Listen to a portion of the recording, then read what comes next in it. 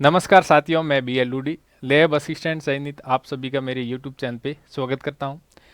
साथियों, YouTube channel पे पहली बार आए हैं तो सब्सक्राइब ज़रूर करना और अधिक से अधिक अपने साथियों के साथ में शेयर करना। यदि आप पहले भी मेरे यूट्यूब चैनल पे वीडियो देख रहे हैं तो आपको पता ही होगा, मैं जो भी वीडियो अपलोड करता हूँ उसमें कुछ न कुछ जो पंक्तियाँ हैं वो बोलता हूँ, शायरी के रूप में, श्लोक के रूप में, जो मोटिवेशनल होती है, और उसमें कुछ ऐसे शब्द छिपे हुए होते हैं जो अपनी मंजिल की तरफ इशारा करते हैं और मनोबल बढ़ाने का काम करता है।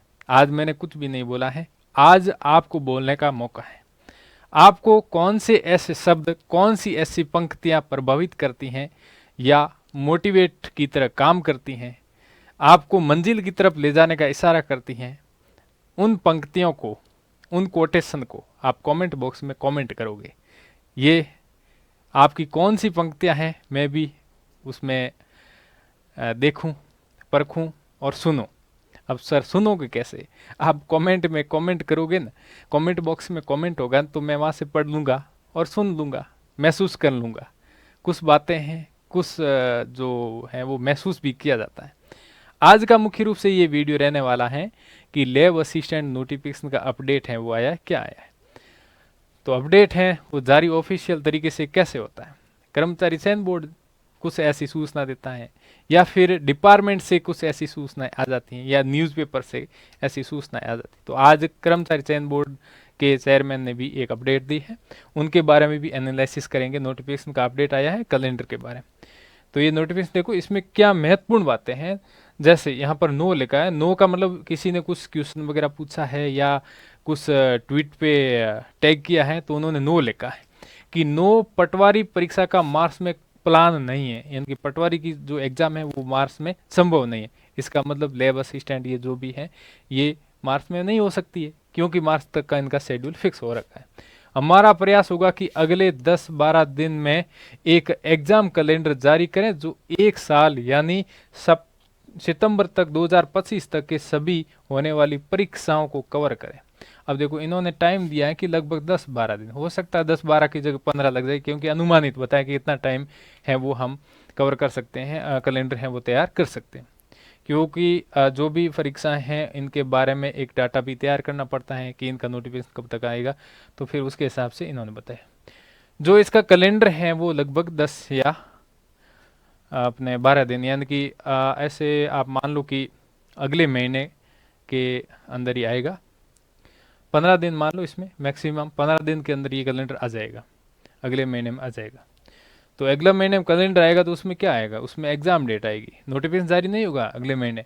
अब मैं बोलता हूँ कि दिसंबर तक है वो नोटिफिकेशन जारी हो जाएगा, लेकिन कमेंट ये करते हैं कि दिसंबर में एग्जाम हो जाएगा। अब मैं बोलता क्या हूँ, आप समझते क्या हो। तो इसलिए नोटिफिकेशन जारी मतलब फॉर्म स्टार्ट होंगे। तो फॉर्म स्टार्ट कब होंगे? अब देखो, अगले महीने नोटिफिकेशन आएगा तो फॉर्म है वो दिसंबर या जनवरी में स्टार्ट होगा।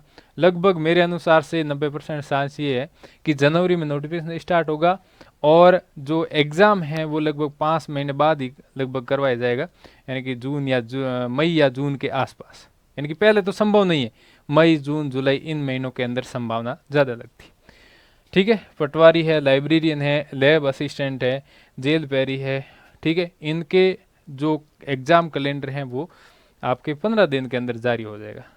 ठीक है, तो ये अपडेट है, और अपडेट ये बार बार आ रही है कि लैब असिस्टेंट का कैलेंडर हम जारी करेंगे, तो इसका मतलब क्या होता है कि नोटिफिकेशन आएगा, नोटिफिकेशन आएगा एग्ज़ाम होगा। अब एक बात ये भी कहता हूँ मैं आपके सामने कि सर हम किसी दूसरी की तैयारी कर रहे हैं और लैब असिस्टेंट का देखते हैं बाद में, तो बाद में देखते हैं तो फिर सिलेक्शन भी बाद में ही देखना, क्योंकि सिलेक्शन कब होता है, जब आप पहले से तैयारी बहुत ही बढ़िया तरीके से करते हो तभी सिलेक्शन होगा। इसलिए सभी साथियों से मेरा आग्रह है, या फिर ये सूचना देना चाहता हूँ कि यदि आपको लैब असिस्टेंट एग्ज़ाम ही क्रैक करना है तो अभी से लग जाओ।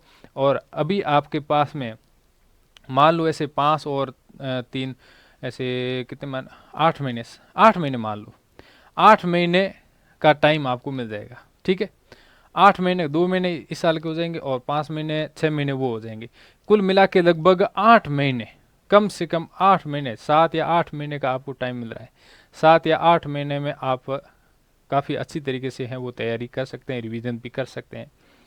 तो सर हम कैसे तैयारी करें, आप बहुत ही बढ़िया तरीके से तैयारी कैसे करें, तो इनके संबंध में मैंने कुछ वीडियो बनाया था कि आप सेल्फ स्टडी। अब देखो सबसे बेस्ट क्या होता है, मेरे पास में ये कमेंट है सर हम कोचिंग ले, ऑफलाइन ले, ऑनलाइन ले या सेल्फ करें।